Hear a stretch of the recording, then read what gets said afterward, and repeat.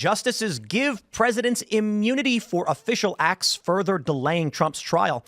Now, Joe Biden just addressed the nation in a 5-minute speech where he said that presidents are effectively kings now. And that's insane, not true. There's this ridiculous talking point coming out from the dissenting justices. Sotomayor, for instance, said that the president could order SEAL Team 6 to assassinate a political rival and they'd be immune. But I'm pretty sure literally everyone would believe that is not an official act constitutionally held by the president, but an act by a rogue president. And also she mentioned, what if he orders the military to stage a coup? Also not an official act. Now, that being said, there could be an overlap there. And that's why we have impeachment. So you can impeach and convict the president and then criminally charge him. But I'll give you the basics. Held by the Supreme Court in only a few sentences, the constitutionally demanded duties of the president are, of course, immune. They ask him to do it.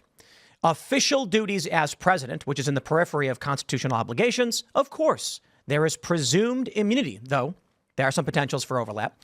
Unofficial acts enjoy no such immunity. I do not understand in what reality these liberal justices think a president should not be immune as it pertains to his official duties. That is absolutely nuts. You're asking someone to run for office, to run this country, and then saying you will criminally prosecute them for doing what the Constitution tells them to do, and they're complaining about it.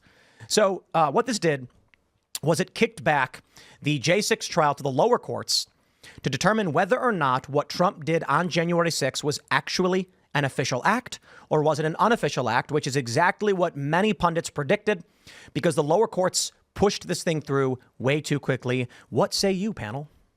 Well, so you go. I'll go with this. This is what happens, and Joshua and I have been talking about this a lot, because when in the course of writing on humans, we realized that the problem with the two camps in the U.S. now, the two majority camps in the political parties, or the political spectrum, if you will, the right and the left, is that the right is hyper-focused on principles.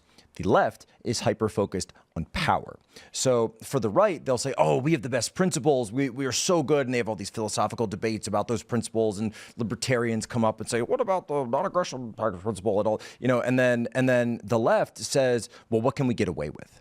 What can we do? What do these words say? And so if you have no discernment, then the Constitution is nothing but words on a piece of paper, meaning that high crimes and misdemeanors, as you just referenced, Tim, so the Constitution says impeachable for high crimes and misdemeanors. Well, what does that mean? High crimes and misdemeanors could be anything. We decide that does. So to the founders, obviously that had a set meaning, and you could read the Federalist Papers, and you might do some learning about the language of the time and the rhetoric of the time, and you could discern what high crimes and misdemeanors meant. And you could, say, well, this is how I would apply that. And then you would go in.